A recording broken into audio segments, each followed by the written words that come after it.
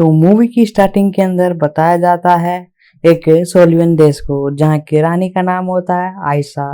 जो कि वेरियन देश अपने आप में बहुत खास था, क्योंकि यहाँ की आम जनता और साथ में पूरे देश में काफ़ी हाईटेक डीजे वाली एक तरह से मशीनें थी। साथ ही साथ यहाँ पर टेक्नोलॉजी सुपर फास्ट थी, और पूरे ब्रह्मांड की टेक्नोलॉजी जो कि सबसे अलग होती है। हर किसी के साथ यह पूरी तरह से एक तरह से जनता और देश को कंट्रोल करने के लिए कुछ सिस्टम होते हैं, जो कि कुछ खास बैटरी से चलते हैं, और यही इसकी खास चीज़ थी। और इसे बैटरी को एक तरह से छीनने के लिए दूसरी दुनिया के काफ़ी सारे दुश्मन हर टाइम पर एक तरह से इस देश पर हमला करते हैं, और हमला करने के बाद इसे छीनने की कई बार ये कोशिश कर चुके हैं। और साथ ही साथ और इसी से बचने के लिए वहाँ के लोग मुख्य रूप से गार्डियंस ऑफ द गैलेक्सी को हायर करते हैं, यानी उन्हें बुलाते हैं। एक दिन वे वहाँ से एक तरह से दूसरी दुनिया में जा रहे रहते हैं, लेकिन कुछ दुश्मन आकर उस बैटरी को चुराने की कोशिश करते हैं। लेकिन तभी माँ एक तरह से गार्डियंस ऑफ द गैलेक्सी पूरी टीम, जिसमें गार्डियन भी शामिल होते हैं, वहाँ बड़े राक्षस को रोकने की पूरी मदद करती हैं। और गार्डियंस ऑफ द गैलेक्सी को पूरी टीम को लेकर आखिरकार एक लंबी लड़ाई के बाद गार्डियंस ऑफ द गैलेक्सी की टीम ने उस राक्षस को हरा देती है, और साथ ही साथ वह उसे आगे बढ़ा जाती है। लेकिन तभी रॉकेट वहाँ पर सोचता है कि आखिर इन बैटरियों में ऐसा क्या खास होता है जो कि पूरे ब्रह्मांड में इन बैटरियों को इसका पीछे लगा रखा है। तभी वहाँ से उसे सिस्टम की कुछ बैटरी सेवर आकर अपने बैग से रख लेता है, और उस बड़े एक तरह से राक्षस को ख़त्म कर देता है। इसके बाद गार्डियंस ऑफ द गैलेक्सी जब वहाँ से जाने लगते हैं, तो वहाँ की रानी आयशा को ये बात पता चलती है, और इसी के साथ उनमें से किसी एक ने एक तरह से हमारी बैटरी चुरा ली है, और इस बैटरी को वापस लाने की आशा अपनी मुख्य रूप से पूरी पूरी फोर्स अपने गार्डियंस ऑफ द गैलेक्सी के पीछे तेजी से लगा देती है। और साथ ही उन पर काफ़ी लोग एक तरह से आगे की तरफ हमला करते हैं, लेकिन टैक्स उस एक तरह से बैटरी से बाहर निकल कर उस सभी टीम के साथ काफ़ी जमकर मुकाबला करते हैं। लेकिन जब उन्हें लगता है कि उनकी टीम का पहाड़ भारी हो, तो वह अपनी स्पेसिंग की स्पीड बढ़ा देते हैं, और वह वहां से भागने की कोशिश करते हैं। लेकिन तभी उनके सामने एक अजीब सा शॉप आ जाता है, जिसे एक और दूसरे इंसान कंट्रोल कर रहे होते हैं। वह इंसान एक तरह से पीटर स्कूल और साथ ही साथ पूरी टीम का एस्कॉर्ट करने के लिए आए होते हैं। वह दूसरे डायमेंड खोल देते हैं, जिसके अंदर पीटर और साथ ही पूरे गार्डियंस ऑफ द गैलेक्सी अपने एरियंस के साथ उसे एक तरह से डायमंड में एंट्री हो जाती है। लेकिन उस सारियन की स्पीड इतनी तेज होती है कि वह अपने आप को संभाल नहीं पाते, और जाकर एक बड़े से पेड़ से टकरा जाते हैं। लेकिन इसके बाद थोड़ी देर बाद वह अपना एक तरह से इंसान भी वहां पर आ जाता है, जिसमें उन सभी की जान बचाई थी। और वह आकर पीटर से इसे कहते हैं कि वह मुख्य रूप से और कोई नहीं, वह उसका पिता है, उसका नाम होता है एर्गो। हालांकि पीटर कोई एक तरह से उनसे बात पर विश्वास नहीं करता। इसी बात पर विश्वास दिलाने के लिए बीगो पीटर कोई अपने साथ ले जाता है, और बाकी बचे तीन उसे एक तरह से मिलियन मशीन की रिपेयरिंग में लग जाते हैं। जब क्योंकि आशा एक विदेश की रानी होती है, और वह उसकी बैटरीज को उसके लिए काफ़ी महत्वपूर्ण होती है, और किसी की वजह से वह काम सौंपती है अगले जने को, जो कि उसे वापस ला सके ऑलोडियन। और वहाँ यूनियन से कहती हैं कि तुम्हारे खास एक तरह से बैटरी स्प्रिंग के पास लाती है, और वह इस कहानी पर एक और नई किरदार इसमें शामिल हो जाती है। हमें रेडियंस होती है, और हमें दिखाई जाता है कि हेवन द गेड और वर्क यार्ड पर भड़कने लगती हैं। और इसके पिछले रिव्यू यानी एक तरह से ये कहती हैं कि उन चोरों को भी एक नियम कायदे कानून होते हैं, और कोई भी चोर अगर चोरी करेगा तो वह अपनी चोरी कुछ सीमित तक ही रखना चाहिए। लेकिन वह उन्हें उनकी नियमों को तोड़ते हुए दिखती है, और उसने चोरी के साथ साथ बच्चों का अपहरण भी किया है, जिसमें शामिल बेट और यह बात के चोर है। और सुरात का ये रेबन को बहुत सी बुरी लगती है,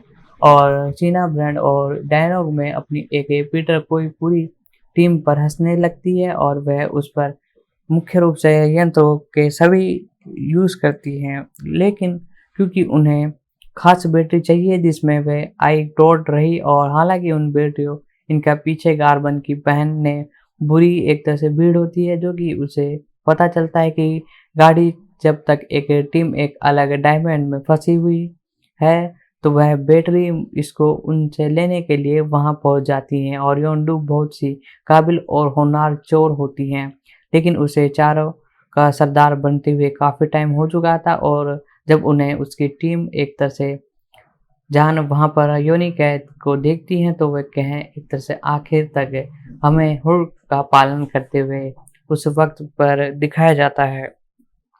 और इसके साथ इस पूरी टीम को लीड करूँगी, और वह एक टीचर पूरी तरह से यूनिट की टीम का लीडर बन जाती है। और साथ ही और डुअल रॉकेट और पूरी गाड़ी गैलेंस 3 को वहीं उसी शॉप में जेल के अंदर बंद कर देती है। वहाँ दूसरी ओर योन यू रॉकेट मिल उस जेल से बाहर निकल कर एक प्लान बनाता है। उनके प्लान्स के मुताबिक उन्हें दिल से निकालने की चाबी चाहिए थी, जिसे वह रूट की मदद से वापस लाने की एक तरह से भेजती है। लेकिन वह ग्रुप, क्योंकि एक छोटा सा बच्चा होता है, उसमें इतनी बुद्धि नहीं होती कि वह आखिर उन चीज़ों में चाबी कैसे चुरा ले।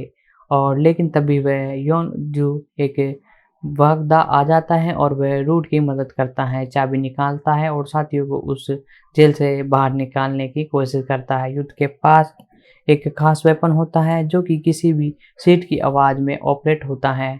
वह उसे योन अपने खास वेपन को पाकर उसके ऊपर जितनी भी दूसरे चोर होता है, वह उन पर जान से मार देता है। वही पार शिफ्ट हो जाता है और पीटन स्कूल की तरफ, जो कि अपने पिता के साथ एक तरह से रिव्यू प्लेट पर पहुंचता है, जहां पर टैक्स और साथ ही गैरमो के साथ वहां पर पहुंचता है। वहां पहुंचने पर भी वो पीट कोई और अपनी राम कथा बताता है, और ये कहता है कि वह कई सालों से तुम्हारे जैसे एक चैलेंज को ढूंढ रहा था। उसने काफ़ी बार काफ़ी अलग-अलग दुनिया में जाकर काफ़ी दूसरे लड़कों के साथ एक तरह से इवेंट होकर एक नए निश्चय पैद का बनाने की कोशिश की, लेकिन इस काम में वह अभी तक सफल नहीं हो पाया है।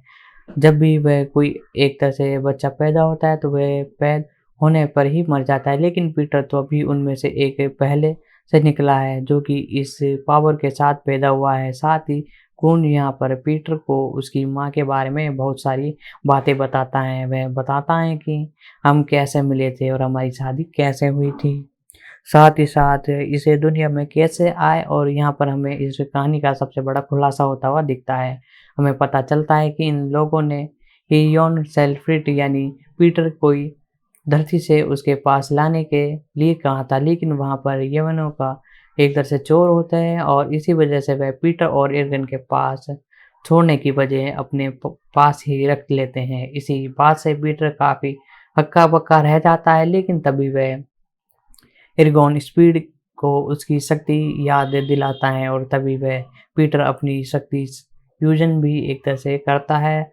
जब तक पीटर को ये पता चलता है कि वह आधा इंसान और आधा दालिच एक तरह से चैनल है, इसकी मदद से वह पावर स्टोन भी एक तरह से फोड़ कर सकता है। और एर्गोन पीट को बताता है कि वह तुम एसएमएस हो और खुद अपना प्लेट क्रिएट करो, और किसी भी चीज़ को बना सकते हो, किसी भी चीज़ को बिगाड़ सकते हो, और मैं इतनी शक्ति है कि तुम कुछ भी चाहो वो तुम कर सकते हो। वह दूसरों को हमें दिखाया जाता है कि गुण मुख्य रूप से अपने ग्रह पर आया है, क्योंकि वह एक गैरमोर को ढूंढ लेता है। वहीं एक तरह से दिखाया जाता है कि पीला गारमन पर अपनी स्पेस के लिए साथ ही साथ एक टेन करती है, लेकिन गारमन अपनी चालाकी के साथ एक पहाड़ी पे छिप जाता है। लेकिन इसी बीच वह आकर्षित उनकी पहाड़ियों में अपनी एक तरह से ग्रीन पहाड़ी में क्रैश होती हैं, और इसी के साथ मिशन को साथ ही साथ खून वहाँ से टुकड़ी गिर जाती है, जहाँ वह कॉर्मन को पता चलता है कि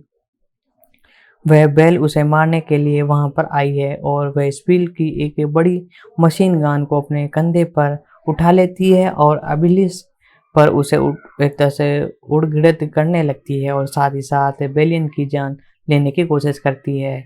लेकिन इसी बीच बेलगन वुड में अपनी जान की भीख मांगती है, और ये बताती है कि तुम्हारे पैरों को धो कर देखने के बाद फैस ने मुझे काफ़ी टॉर्चर किया। इसी बात को जब कैमर समझती है, तो वह बिलो से हाथ मिला लेती है, और तब उसे पता चलता है कि मैंने भी आगे साथ में बहुत सी बुराइयां हैं।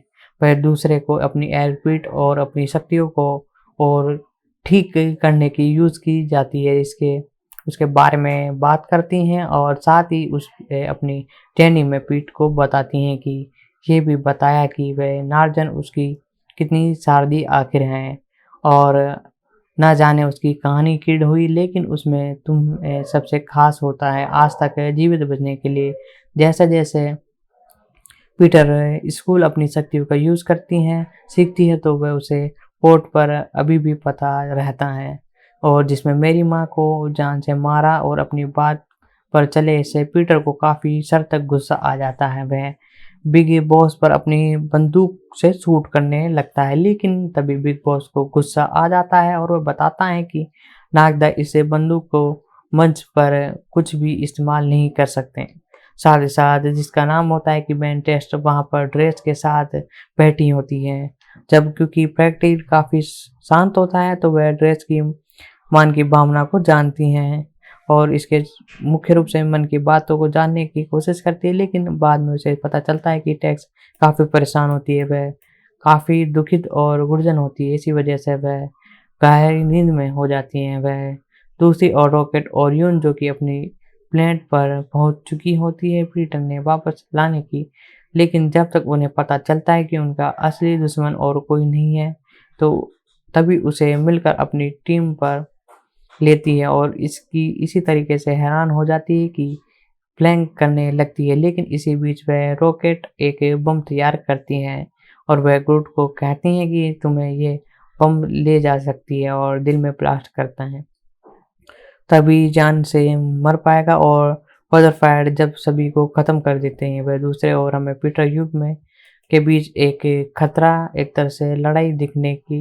एक तरह से कोशिश की जाती है, और साथ ही साथ दोस्तों ये मूवी भी यहीं पर एंड होती है और इसी के साथ एंडिंग में बताया जाता है कि मुख्य रूप से मुझे फॉलो और इसी के साथ एक ये छोटी रेट आगे मुझे एक तरह से दिखाया जाता है और इसी के साथ भयंकर लड़ाई होने के बाद ये एक तरह से यहीं एंड होती हैं। तो दोस्तों आज मैंने इसकी पूरी एक तरह से स्टोरी आपको एक्सप्लेन कर दी है और अब हम इसके इफेक्ट के बारे में तो जानेंगे ही, साथ ही साथ मेकिंग प्रोडक्शन और कास्टिंग के बारे में भी जानेंगे।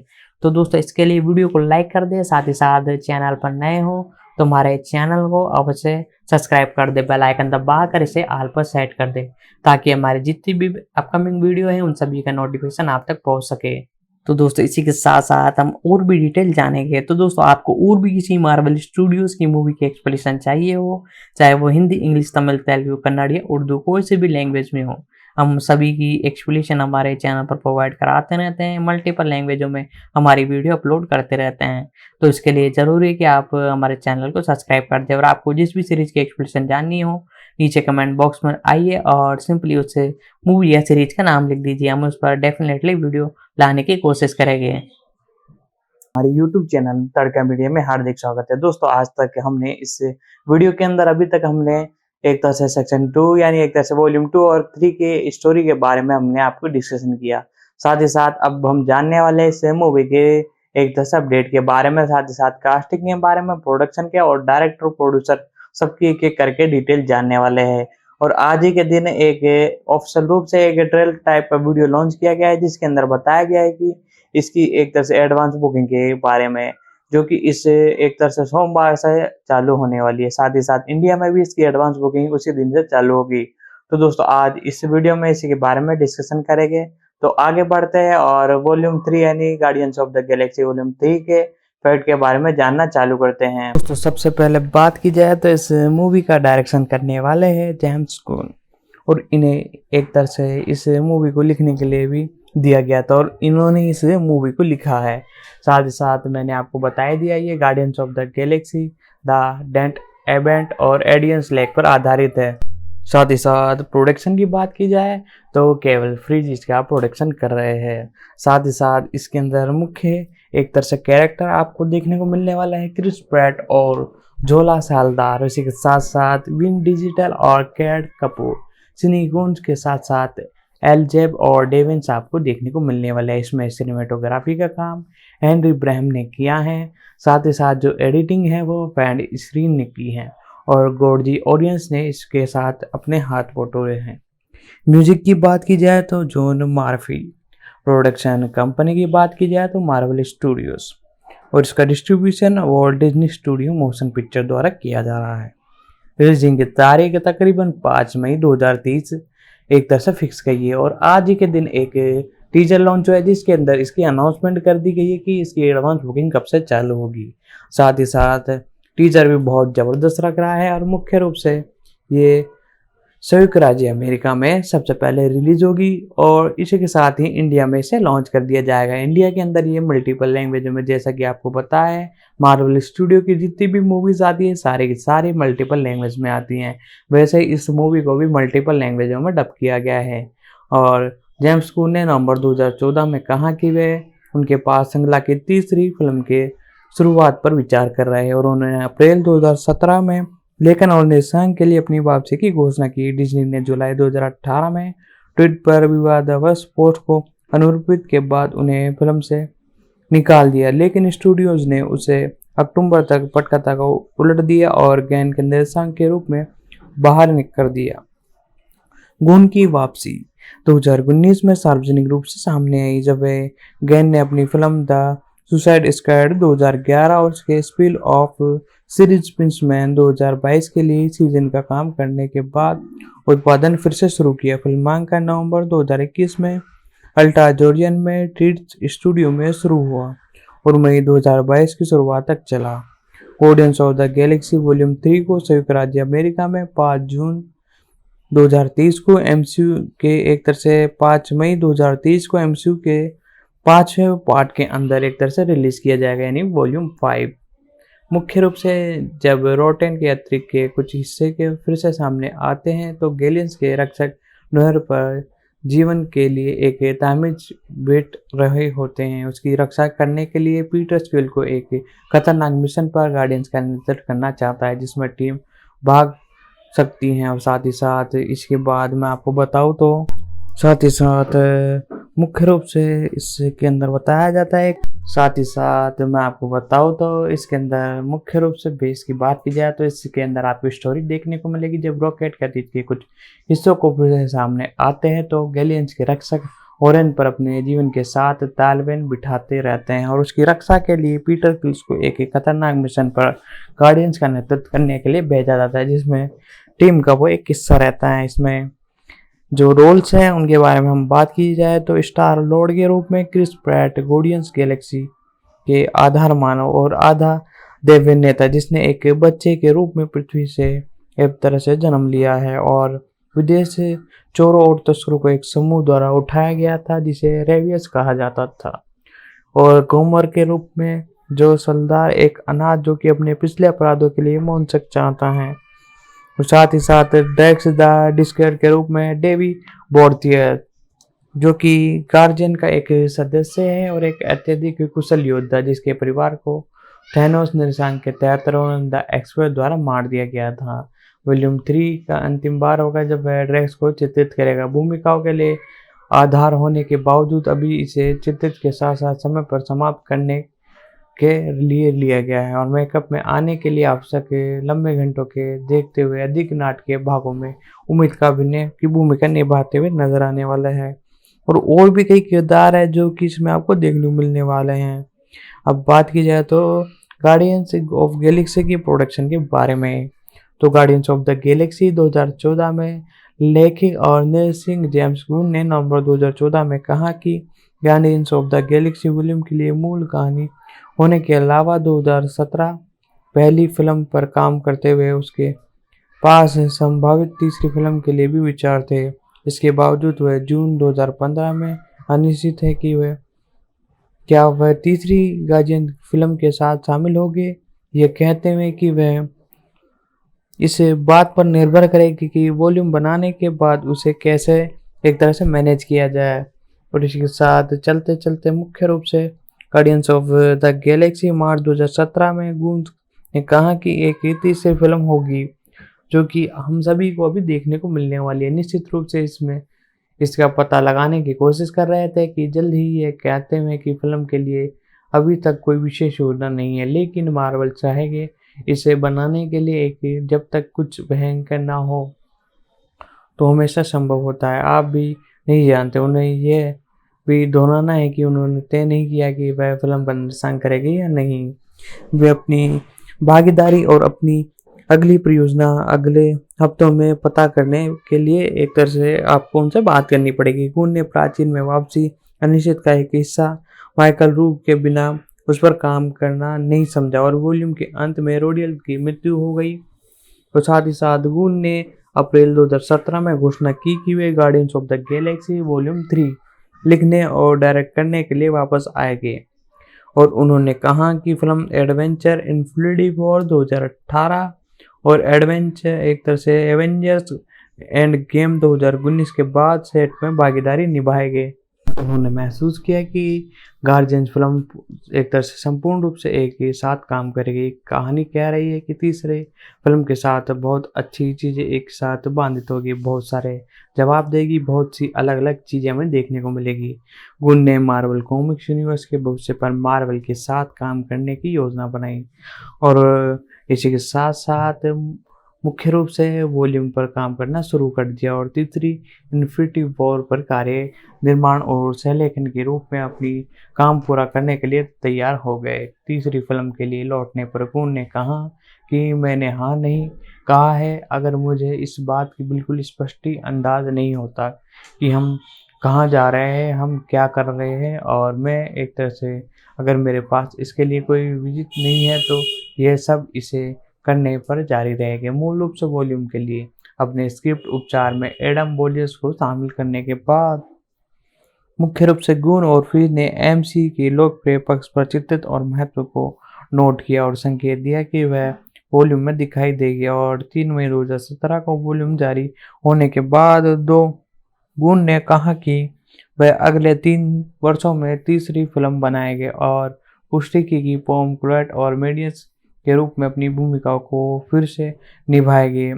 उनका यह भी इरादा था कि वे आसन के रूप में एल्बियच और डेविड उनकी भूमिकाओं को फिर से निभाएंगे और जून के मध्य तक गुन ने तीसरी फिल्म के लिए अपने स्क्रिप्ट उपचार का पहला मुहूर्त पूरा कर लिया और पहले फिल्म में मैक्सोट अनुक्रम की पृष्ठ भूमिकाओं में रखी गई चित्रित जानकारी के एक टुकड़े को बदलने पर विचार किया और सितंबर में गुन ने उस वॉल्यूम को दोहराया और 3 साल में काम पूरा कर दिया और 1 मई 2020 को रिलीजिंग के लिए सेट तैयार हो गया था।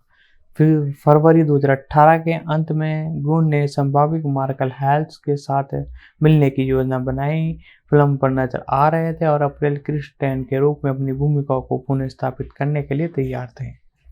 और इसी के साथ डेव वोस्ट पुष्टि की वे डेक्स डिस्क्रॉड के रूप में अपनी भूमिकाओं को फिर से निभाएंगे। जून के अंत तक फिल्म की अधिकारी प्री प्रोडक्शन की शुरुआत से पहले मार्वल को गुन में पटकथा पर पहला मुआवजा प्राप्त हुआ और गेम गन की फायरिंग 20 जुलाई 2018 को डिज्नी और मार्वल्स ने गुन के साथ नाता तोड़ दिया और ये एक तरह से बताया गया कि रूढ़िवादी टिप्पणी के एक तरह से बाद में इन्हें एक तरह से निराश कर दिया गया और निराश करने के बाद पुराने ट्विटर को इनकी बर्खास्ती पर अहम था और वॉल्यूम रीन स्टूडियो के अध्यक्ष एलन एफ ऑन ने कहा कि जेम्स के ट्विटर फीड पर आए आपत्तिजनक रिव्यू के बयान पर हमारे स्टूडियो मूल्स के एक तरह से हमने इसे एक तरह से रोक दिया गया है और कान को हटाने का फैसला हिस्सा कर दिया गया है। वॉल्ट डिज्नी के केसीआई बोर्ड ने इसे मार्वल और वॉल्ट डिज्नी स्टूडियो के विभिन्न अधिकारियों को निर्माण का समर्थन किया और मुख्य रूप से गुन इसमें वापस आने लग गए और उसके साथ फिल्म के अंदर कास्टिंग के अंदर उन्हें भी लिया गया। और इसी के साथ गोल्वियस का जवाब में गार्जियंस के कई सदस्यों ने गुन के समर्थन में ट्वीट किया और रोकर ने ट्वीट छोड़ने का फैसला किया जबकि प्रशंसकों ने गान को बहाल करने के लिए ऑनलाइन याचिका पर हस्ताक्षर किया जिसने लगभग 3 लाख से भी अधिक हस्ताक्षर प्राप्त किए। इसे गोल्वियस पर हॉलीवुड के नेस्त्री जैसे अभिनेता सेल्वर ब्लेयर और इसी के साथ साथ समाचार बॉलीवुड पर हॉलीवुड की प्रभावी करेंगे।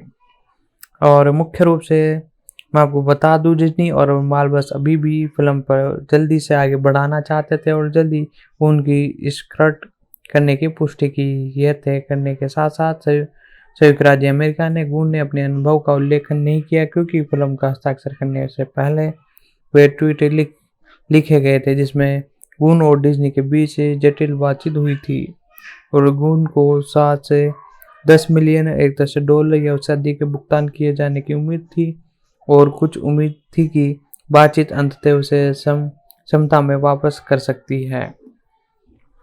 साथ ही साथ इस समय के दौरान मार्वल स्टूडियो के अधिकारी ने समझौता खोजने के लिए प्रयास किया और डिज्नी के साथ बैंक चैन और वार्तालाप शुरू कर दिया जिसमें गून किसी तरह से फिल्म में वापस आ सकते हैं।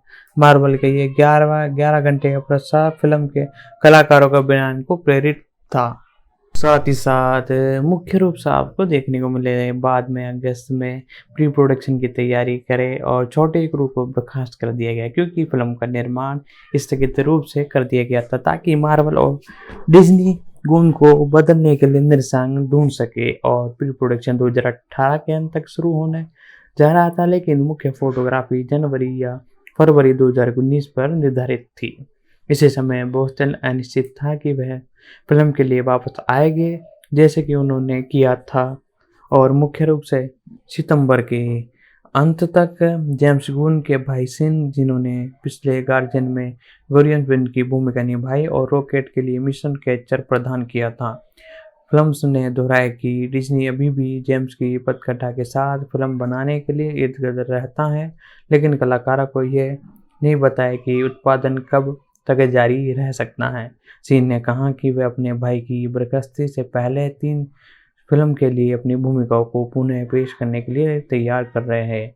महीने के अंत तक कपूर ने पूछा कि क्या वह वॉल्यूम को निर्देशन करने पर विचार करेंगे लेकिन उनके निर्देशन की पहली film the style in bond 2018 की सफलता के बाद फिल्म का निर्देशन करने के लिए जिन्हें उन्हें लिखा गया था और अक्टूबर के मध्य तक जेम्स गून ने डिज्नी के साथ अपना निकाह समझौता पूरा किया और वार्नर ब्रदर्स के लिए द सोसाइटी क्वाड 2021 के लिए लेखन और संभावित रूप से निर्देशन करने के लिए तैयार थे।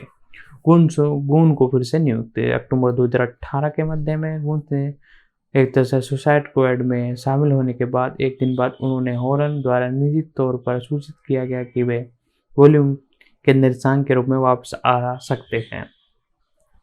यह स्टूडियोज और गून के बीच आगे बढ़ने का मुख्य सहारा था। गून की स्थिति के प्रतिक्रिया के संभावित होकर उन्होंने अपना विचार बदल दिया और गून ने फिक्स के साथ द सुसाइड स्क्वाड के लिए अपने प्रतिपादों पर चर्चा की और वॉल्यूम पर उत्पादन गून के पहले आत्मघाती दस्ते को पूरा करने की अनुमति देने के लिए 2021 में 3 को रोक दिया गया था।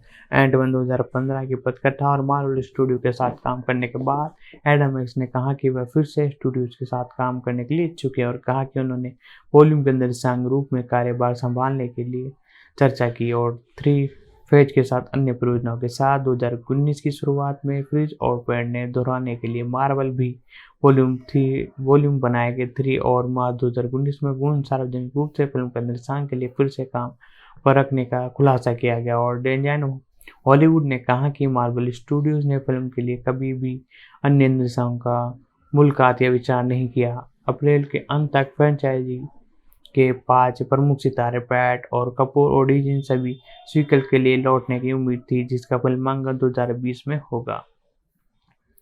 मई 2019 में अपनी बर्खास्ती और फिर से काम पर रखने पर चर्चा करते हुए गून ने कहा कि फिल्म के उन सभी तत्वों में से जिन्हें निकाल दिया जाने पर उन्हें दुख हुआ था उनके लिए सबसे शार्क रॉक पर चित्रित गून और व्यक्तिगत रूप से रॉकेट के साथ पहचान कर रहे थे खुद को चरित्र को समान बताया और उसी महीने गून ने पुष्टि की कि वह अगली कड़ी के लिए लौट रहे हैं और गून की फ्रेंचाइजी वापस के लिए उत्साहित व्यक्त किया।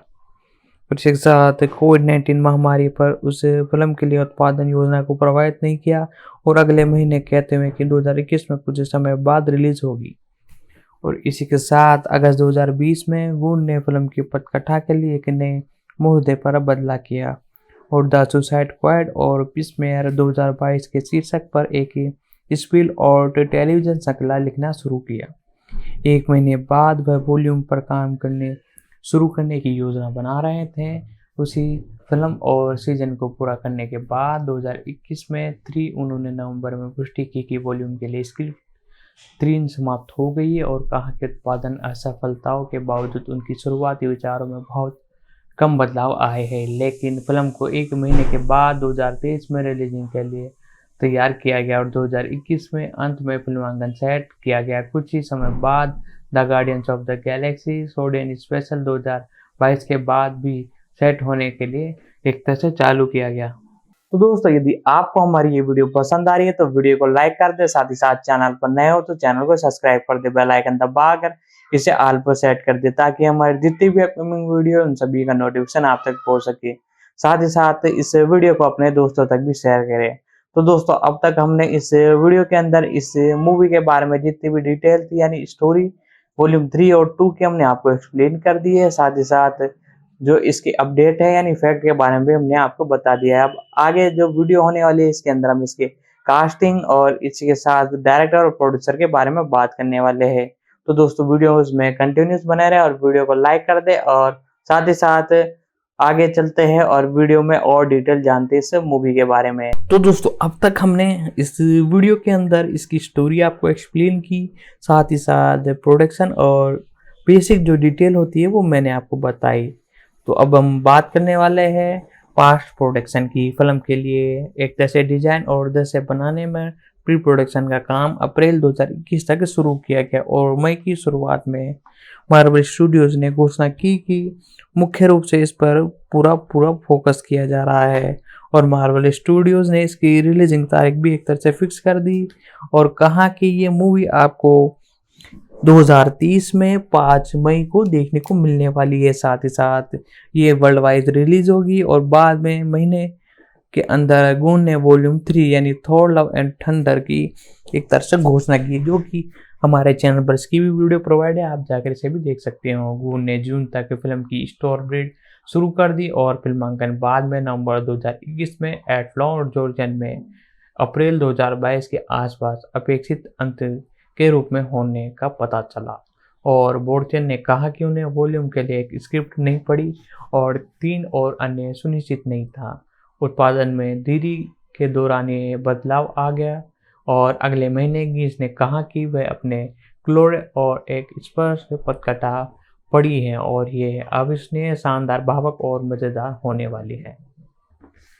साथ ही साथ फिल्मोग्राफी के बारे में बात की जाए तो शूटिंग के बारे में प्रिंसिपल फोटोग्राफी 8 नवंबर 2021 को चालू कर दी गई थी अटलांटिक जॉर्जिया में स्टेट स्टूडियोज में।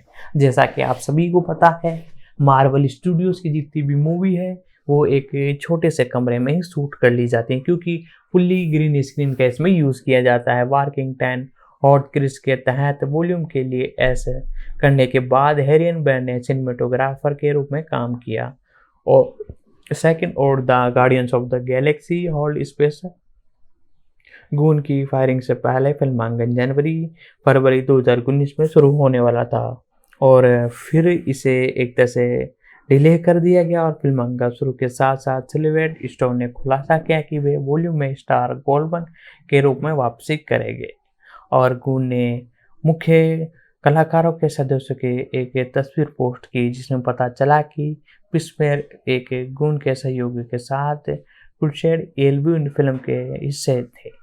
फिल्म के लिए ईवीज के स्क्रीन टेस्ट और पिस्मेर के सेट पर एक श्रृंखला के चालक दल के साथ शूटिंग की गई और मार्वल ने गूंस और वॉल्यूम के उपयोग करने की अनुमति देकर इसे सहन का भुगतान किया और 3 सेट के चालक दल बेरी एनस और द फ्लैश फॉर द पिस्केयर सीजन एक तरह से फ्लेंस के रूप में फार्जियन की कैमियो में उपस्थित के फिल्मांकन के लिए लिया गया। प्रोडक्शन एक तरह से डिजाइन लेथ में एमरिक ने कहा कि गून ने वॉल्यूम के लिए मुख्य रूप से वैवाहिक प्रभाव का उपयोग करना चुना और 3 के बाद उन्होंने आत्मघाती दस्ते के अपने आप को फरवरी 2021 में गून ने कहा कि स्टेन लाइट और इमेजन स्टैंड फोन्स और वर्चुअल प्रोडक्शन तकनीक का उपयोग कर शूटिंग की जाएगी जिसमें डिज्नी प्लस स्टार पर मुख्य द मैंडोरिया के लिए विकसित किया गया था, लेकिन अक्टूबर में उन्होंने कहा कि नहीं होगा कि तकनीक का उपयोग करने में सक्षम है क्योंकि सेट बहुत बड़े थे और ये मानते हुए कि वह सुसाइड स्क्वाड में इस्तेमाल किए गए सेट बड़े थे। गार्डियंस के नए जहाज और बुलियन एंड एंट्री से 4 मंजिला सेट था और गुडियंस मार्कोन होस्टल और डिजाइन के रूप में काम करते हैं। The guardians of the Galaxy halt special को वॉल्यूम के साथ फिल्माया गया और फरवरी में अप्रैल 2022 के अंत तक उसी एक तरह से श्रृंखला कलाकार और सेट के साथ वॉल्यूम 3 वॉल्यूम के साथ दोनों के बीच तनाव अंतर हुआ और 3 अधिक भावनात्मक होना है, यह महसूस करते हुए कि इसमें इस्तेमाल की राहत प्रदान करने में मदद की और हॉलीडे स्पेशल को वॉल्यूम की तुलना में समान आया। और फरवरी 2022 में कैल ब्रांड के एक एलियंस के रूप में फिल्म में दिखाई देने के बाद पता चला कि 2021 के अंत में लंदन इंग्लैंड में शूटिंग होने की उम्मीद है और 6 मई 2022 को फिल्मांकन पूरा हो गया।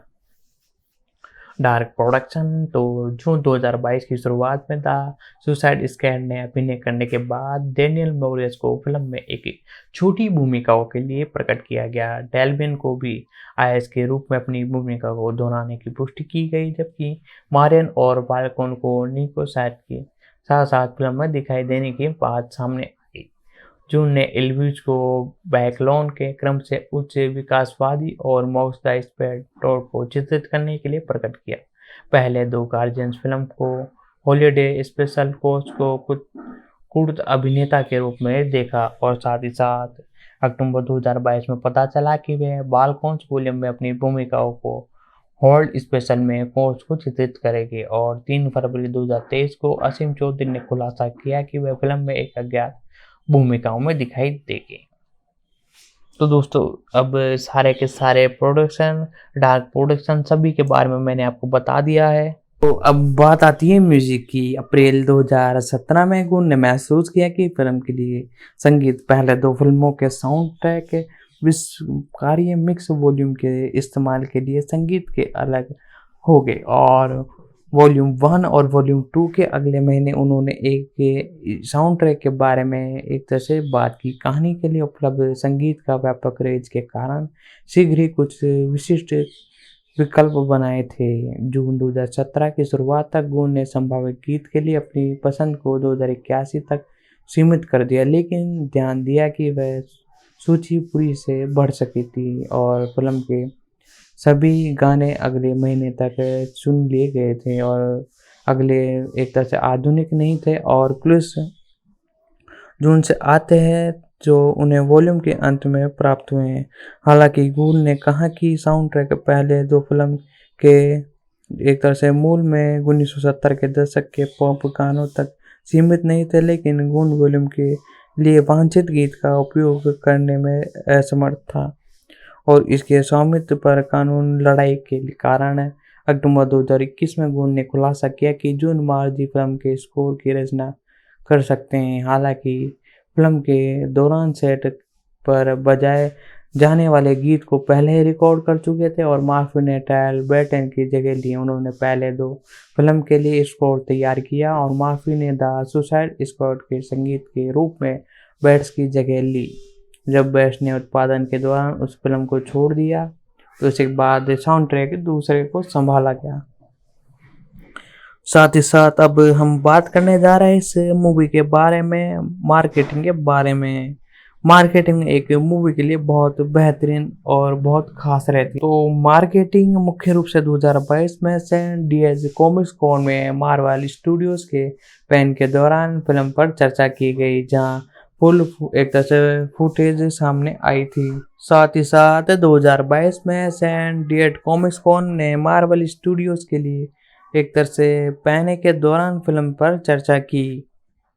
साथ ही साथ 1 दिसंबर 2022 को एक आधिकारिक ट्रेलर जारी किया गया और आज ही के दिन एक और नया ट्रेलर जारी किया गया जिसमें इसकी एडवांस बुकिंग के बारे में बताया गया है। इसमें स्पेस द्वारा द मार्टिन को चित्रित किया गया था। साथ ही साथ फिल्म का दूसरा ट्रेलर 12 फरवरी 2023 को फिर सुपर ब्राउन LVI 3 के दौरान जारी किया गया। इसमें रेबन द्वारा चेन यू पेंटागन प्रदर्शित किया गया था। स्क्रीन रेट के ग्राउंड हाउस में महसूस किया कि ट्रेलर ने फिल्म को गहरा रूप दिया है और विशेष रूप से एडम वॉर्डलॉक को शक्ति के लिए पहली फिल्म में उनकी समीक्षाओं को उपस्थित किया। साथ ही साथ टॉन संगीत समान करने वाले और इसके साथ बहुत सारे उद्रव दर्शकों को विशेष दिया। और टिकटॉक पर ट्रेलर को 334.1 मिलियन बार देखा गया। और एशियन मिक्स के अनुसार यूट्यूब, ट्विटर, फेसबुक और अन्य प्लेटफॉर्मों पर शुरुआती से लोगों द्वारा बड़ा पसंद किया। कोविड-19 महामारी की शुरुआत के बाद ये पहली बार था कि सुपर ब्लॉग ट्रेलर ने 24 घंटे के अवधि में सोशल मीडिया पर तकरीबन 100 मिलियन से भी अधिक बार देखा गया, यानी टोटल सोशल मीडिया प्लेटफॉर्म पर। रिलीजिंग की बात की जाए तो guardians of the Galaxy volume 3 को संयुक्त राज्य अमेरिका में चीन में 5 मई 2023 को रिलीज किया गया, लेकिन इसी के बाद इसमें पहले तरह से हटा दिया गया और एक एमसीयू के 5वें चरण का हिस्सा बना दिया गया। अवार्ड्स के बारे में बात की जाए तो मैथ्यू ब्रॉड के हीथर केमस को 2023 में गिल्ड ऑफ म्यूजिकल सुपराइड अवार्ड्स एक ट्रेलर फिल्म में सर्वश्रेष्ठ संगीत देने के लिए नामांकित किया। अभी तो ये शुरुआत है, इसी के साथ धमाकेदार अवार्ड्स में देखने को मिलने वाले हैं। गुड ने अप्रैल 2017 में कहा कि वे एक चौथे गार्डियंस फिल्म पर भी काम कर रहा है, यानी guardians of the Galaxy volume 4। जी हाँ दोस्तों, हालांकि ये पात्रों के एक नए समूह पर केंद्रित होगा, क्योंकि गूंज ने वॉल्यूम में पिछले फिल्मों की टीम ने कहा कि समाप्त करने की योजना बनाई थी, लेकिन 3 वॉल्यूम के बाद सितंबर ने गूंज ने महसूस किया कि वे एक और गार्डियन फिल्म के लिए वापस आने की संभावना नहीं थी, लेकिन उन्होंने कहा कि वे मार्वल स्टूडियो के साथ अन्य परियोजना पर काम करना जारी रखेंगे जो गार्डियंस ऑफ द अलौकिक पात्रों का उपयोग करेंगे। गूंज की ऐसी एक परियोजना डेक्स के मार्टिन पर केंद्रित एक फिल्म थी, जिसमें भारतीय ने शानदार कहा कि हालांकि मई 2021 में बोल्टन ने इसके बारे में कहा कि कोई अपडेट नहीं निकल कर आ रही और सितंबर 2019 में पीटन की वह। तो दोस्तों, गार्डियंस ऑफ गैलेक्सी के बारे में मैं थोड़ी और डिटेल आपको बताऊं रिलीजिंग से रिलेटेड। तो guardians of the Galaxy volume 3 को मुख्य रूप से संयुक्त राज्य अमेरिका में और साथ ही साथ चीन और इंडिया के अंदर 5 मई 2023 को ऑफिशियल रूप से रिलीज किया जाएगा। साथ ही साथ फिल्म को 1 मई 2020 को रिलीज करने के लिए पहले एक तरह से निर्धारित किया गया था, लेकिन इसे डिले कर दिया गया है और 2023 में इसे देखने को मिले। इससे पहले इसे उसी तारीख से हटा दिया गया था और ये एमसीयू के 5वें हिस्से की एक मूवी है, यानी एमसीयू की एक तरह से 5वें हिस्से की ये मूवी आपको देखने को मिलने वाली है। तो दोस्तों, आप में से कितने लोग इस वीडियो यानी इस मूवी को देखने के लिए इंटरेस्टेड है, नीचे कमेंट बॉक्स में आकर मैं बता दें।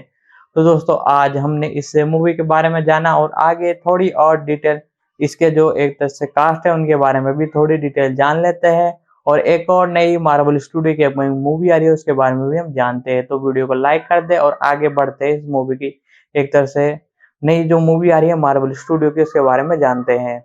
वॉल्यूम के लिए इरादा रखता है और 3 उनकी आखिरी गार्डियन फिल्म जुलाई 2021 में गिलियंस ने वॉल्यूम के बाद डेयरडेविल खेल जारी रखने की व्यक्त किया।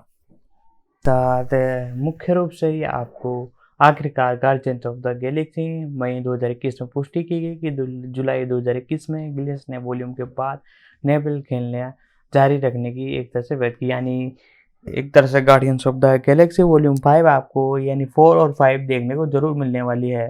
साथ ही साथ दोस्तों, इसके बारे में जितनी भी डिटेल हो सकती थी मैंने आपको बताई guardians of the Galaxy volume 3 के बारे में। तो दोस्तों, अब बात करते हैं जेम्स गन के बारे में। जी हाँ दोस्तों, ये बहुत ही बेहतरीन एक तरह से डायरेक्टर है और इन्होंने इस मूवी को लिखा है और डायरेक्ट किया है, तो इनके बारे में थोड़ा जानना तो बनता है। जेम्स पॉलिंस गुन जूनियर इनका पूरा नाम है। इनका जन्म 5 अगस्त 1986 में हुआ। ये एक अमेरिकन फिल्म निर्माता और कार्यकारी निर्माता। इन्होंने 1990 के दशक के मध्य में एक पटकथा लेखन के रूप में अपनी करियर की शुरुआत की और ट्रेमा एंटरटेनमेंट के साथ ट्रेमा और जूलियट 1987 में शुरू किया। इसके बाद इन्होंने एक निर्देशक के रूप में काम करना शुरू किया, जिसकी शुरुआत हॉरर कॉमेडी फिल्म स्प्लेयर 2006 से हुई और सुपर 2010 में गार्डियंस ऑफ द गैलेक्सी, 2014 में guardians of the Galaxy film के साथ सुपर हीरो सेलों में आगे बढ़े और 2017 में द सुसाइड रिकॉर्ड 2021 और Garmin guardians of the Galaxy volume 3 2023 में ये आपको देखने को मिले। और वनस ब्रदर डिस्काउंट में गुन और पीटर स्पेयर डीसी स्टूडियोज के सह अध्यक्ष और सह सीईओ के रूप में इन्हें एक तरह से नियुक्त किया गया। मुख्य रूप से इनके बारे में बात की जाए तो इनका जन्म 5 अगस्त 1986 में हुआ। आज इनकी उम्र लगभग 56 ईयर है। यूएस मिसौर में हुआ। मुख्य रूप से इन्होंने अपनी एजुकेशन सेंट लुइस विश्वविद्यालय से ली। साथ ही साथ कोलबिन्स विश्वविद्यालय में भी इन्होंने अपनी एमएस की। और मुख्य रूप से ये एक फिल्म प्रोड्यूसर, साथ ही साथ फिल्म डायरेक्टर और स्क्रिप्ट राइटर और स्टूडियोज कार्यकारी हैं। इनका इस इंडस्ट्री में सक्रिय वर्ष था 1990 और आज वर्तमान तक ये बुलंदी हासिल किए जा रहे हैं। न्यूयॉर्क warner ब्रदर डिस्कवरी और मुख्य रूप से डीसी स्टूडियोज के सह अध्यक्ष और सीईओ है। इनके बारे में बात की जाए तो मुख्य रूप से इन्हें कई मूवीज के लिए जाना जाता है। सबसे पहले गेम्स कैन पीजी पॉन्ड 2008 से 2009 के बीच में HBO मैक्स से मूल श्रृंखला पिसमेयर 2022 में और डिज्नी प्लस मोर विशेष the Guardians of the Galaxy Hollywood special 2022 का लेखन और निर्देशन के लिए जिनमें अन्य परियोजनाओं के लिए जाना जाता है। वह 2004 में जॉर्ज ए रोमन की डॉन हॉगर डेड 1988 में और स्कूबी-डू 2002 में लाइव एक्शन रूपांतरण के लिए इन्हें जाना जाता है। और साथ ही साथ स्कूबी-डू 2004 में हॉर एक्शन फिल्म द एक्सपर्ट 2016 का लेखन किया और साथ ही साथ मूवी 43 2013 में अपने आप को देखते हुए नजर आए। जेन फोल्केन गून्स का जन्म 5 अगस्त 1986 को सेंट लुइस मिसौर में हुआ। इनके माता पिता जेम्स एन एक वकील और मुख्य रूप से इनके 5 भाई बहन हैं। मुख्य रूप से ये फ्राइडे डे 2013 में पैदा हुए और मुख्य रूप से इनके बारे में स्ट्रगल के बारे में बात की जाए तो म्यूजिशियन भी है। साथ ही साथ ली सेट ने एक तरह से रहने के दौरान उसने 1990 में एक बैंड द लाइट्स की एक स्थापना की और जो मुख्य गायक के रूप में काम कर रहे थे। मैं शुरू में 1984 में एल्बम मॉन और वी लाइट इन हेयर वॉन्स में ये अपने काम के लिए जाने गए। साथ ही साथ इसी के बाद इन्होंने बैंड का काम छोड़ा और गुन की पहली प्रमुख हॉलीवुड स्क्रिप्ट राइटिंग फिल्म 2002 में देखने को मिली। साथ ही साथ मुख्य रूप से स्कूबी डूबी के लिए जाने जाने लगे। इन्होंने डॉन ऑफ द डेड का रीमेक स्कूबी डूबी 2 मुख्य रूप से दी। उसी साथ 2006 की हॉरर कॉमेडी स्प्लेयर थी जो कि रेड टमाटोज द्वारा 50 सबसे एवर रीड मूवीज में एक तरह से शामिल की गई। 2008 में इनकी एक्स बॉक्स लाइव शुरू हुई और 2009 में द जेंस ऑफ द सक्सेम में दिखाई दिए। साथ ही साथ 2008 में गुन VHI retail television show screen में जज में अपने आप को उभारते हुए नजर आए। 2009 में गुन ने घोषणा की कि वे पेपर लेखन और निर्देशन करने जा रहे हैं और ऐसे व्यक्ति के बारे में कॉमेडी जिसमें एलियंस द्वारा अपहरण कर लिया गया है।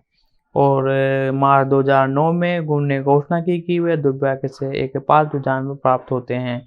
मैं उसके साथ उन्होंने एक मूवी के लिए ये किया। साथ ही साथ 2010 में गुन ने रैन विलियम्स और इलियट पेज अभिनय सुपर हीरो और द डार्क कॉमेडी और सुपर विंग में जारी किया। उन्होंने 2013 की कॉमेडी एंथोलॉजी फिल्म मूवी 43 2013 में एक असाइनमेंट में निर्देशन किया। एक खंड में एल्बियोस बैक्स और जोश घोड़ाई ने अभिनय किया।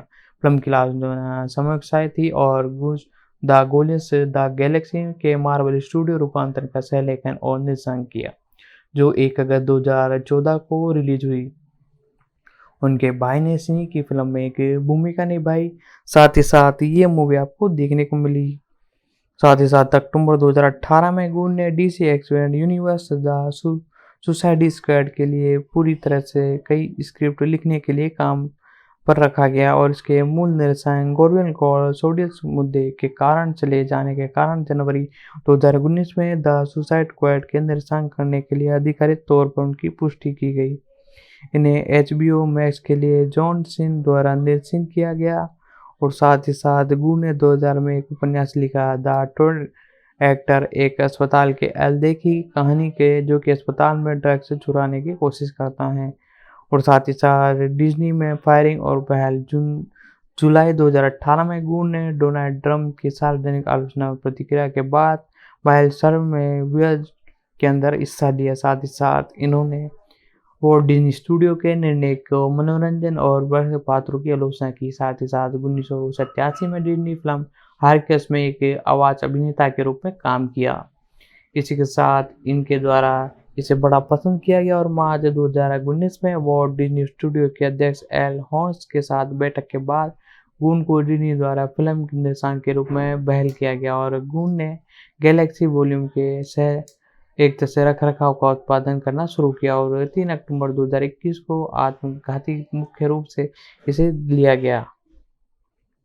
साथ ही साथ दोनों ने 1 नवंबर 2022 को अपना पद ग्रहण किया और दिसंबर 2022 में गून ने घोषणा की कि वे मेट्रोपोलिस में अपनी शुरुआती वर्षों के दौरान एक युवा सुपरमैन के बारे में लिख रहे हैं और बाद में सुपरमैन लीगॉट शीर्षक से पता चलता है कि जुलाई 2025 में रिलीज होने के लिए इसे निर्धारित किया गया है।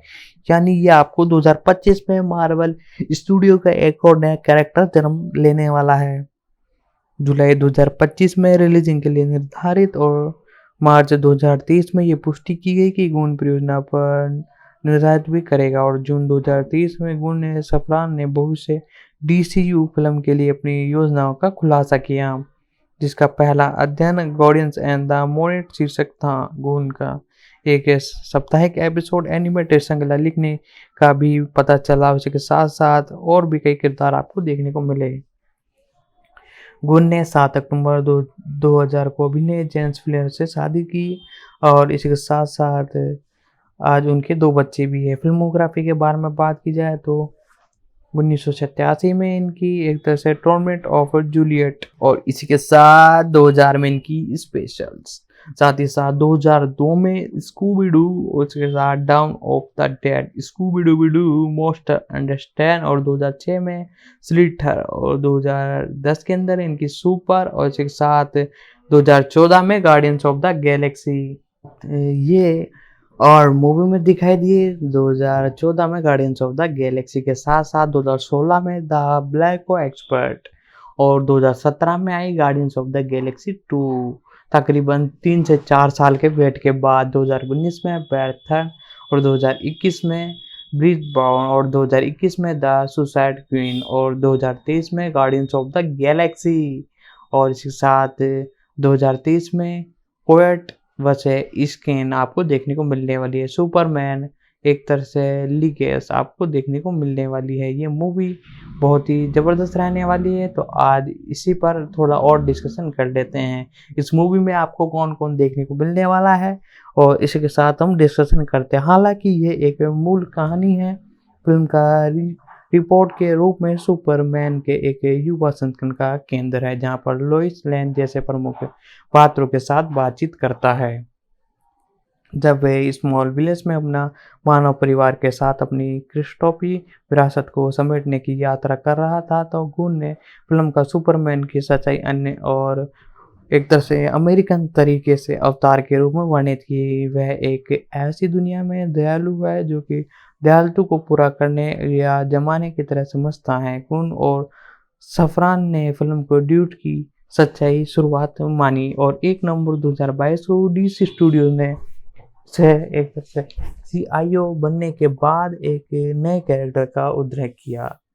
साथ ही साथ ये आपको मुख्य रूप से हॉट स्टार सुपरमैन 2005-2008 से विशेष प्रेरणा कॉफी है। गून की पुष्टि के अनुसार वह मार्च 2023 में निर्देशन करेगा, यानी इसी के launch guardians of the Galaxy launch होने वाली है। इसी के बाद ये शूटिंग चालू होगी, ये खुलासा करते हुए कि वह फिल्म पर काम कर रहे हैं और DCEA के हेरन विल को अभिनय करेंगे।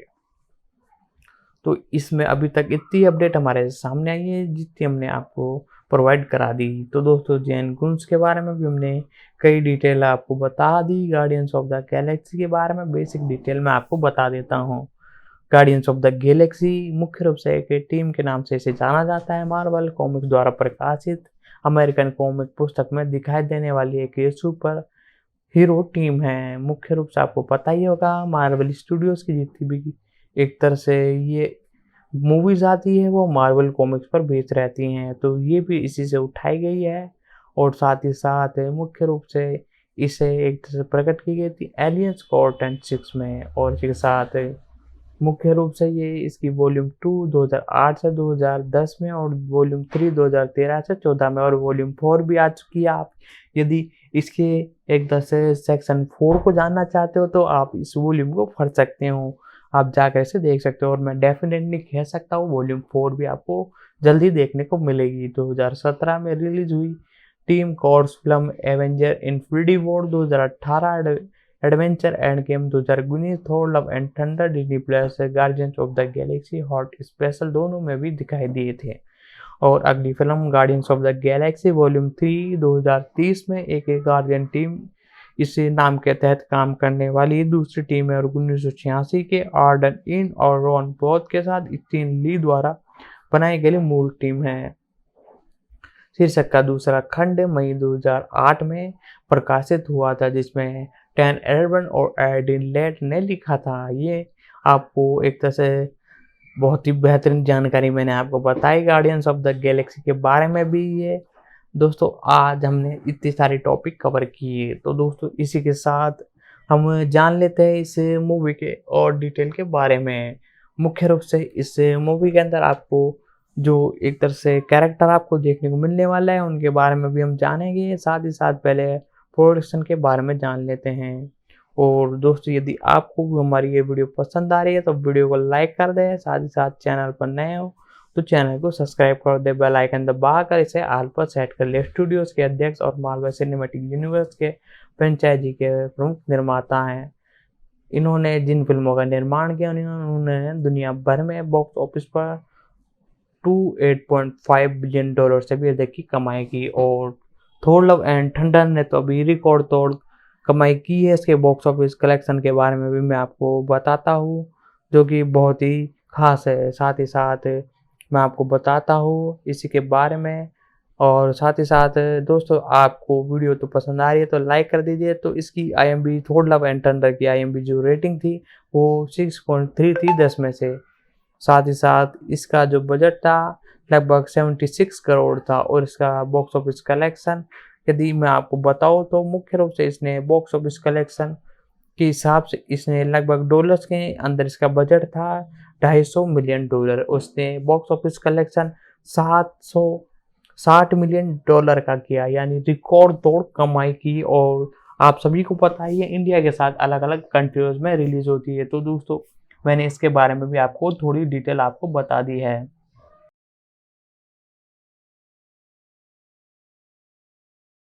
तो दोस्तों आज की इस वीडियो में हमने गार्डियंस ऑफ द गैलेक्सी 3 और गार्डियंस ऑफ द गैलेक्सी 2 और साथ ही साथ इसके गार्डियंस ऑफ द गैलेक्सी 3 के कास्टिंग, प्रोड्यूसर, साथ ही साथ रिलीजिंग के बारे में, सिनेमेटोग्राफी के बारे में, म्यूजिक के बारे में एक एक करके पूरी की पूरी मैंने आपको डिटेल बताई। साथ ही साथ एक्सप्लेनेशन बताई। OTT राइट मैंने आपको बताया डिज्नी प्लस पर ये आपको देखने को मिलने वाले हैं। साथ ही साथ इंडिया के रिलीजिंग डेट आपको बता दी, एडवांस बुकिंग की रिलीजिंग डेट भी मैंने आपको बता दी। इसे सोमवार से एडवांस बुकिंग चालू होने वाली है, तो आपको पता ही होगा किस हिसाब से इसके टिकट सोल्ड आउट होते हैं। तो आप भी मंडे को सुबह तैयार रहिए और अपना सीट बुक कर लीजिए। यदि आप टिकट बुक कराना चाहते हो तो मैं नीचे एक लिंक दे दूंगा बुक माई शो से। यदि आप टिकट बुक कराते हो तो आपको 25 से 30% का डिस्काउंट जरूर मिलेगा। और साथ ही साथ दोस्तों इस वीडियो को अपने दोस्तों तक भी शेयर कर ले ताकि वो भी इस वीडियो को देख सके, साथ ही साथ उन्हें भी पता चल सके। तो दोस्तों आज की वीडियो में इतना ही। यदि आपको और भी किसी सीरीज या मूवी के बारे में जानना हो, चाहे मार्वल स्टूडियोज की कोई सी भी मूवी हो, चाहे कोई से भी प्लेटफॉर्म की हो, हॉटस्टार, नेटफ्लिक्स, डिज्नी हॉटस्टार या एप्पल प्लस, सारी एक तरह से मूवीज और सीरीज की एक्सप्लेनेशन हमारे चैनल पर प्रोवाइड कराते रहते हैं। तो इसके लिए सिंपली आपको हमारे चैनल को सब्सक्राइब करना है और नीचे कमेंट बॉक्स में जाकर सिंपली उस सीरीज या मूवी का नाम लिखना है जिसकी भी आपको एक्सप्लेनेशन चाहिए हो। हम उस पर प्रॉपर एक वीडियो लाने की कोशिश करेंगे। तो दोस्तों आज की वीडियो में इतना ही, मिलते हैं अगले वीडियो में।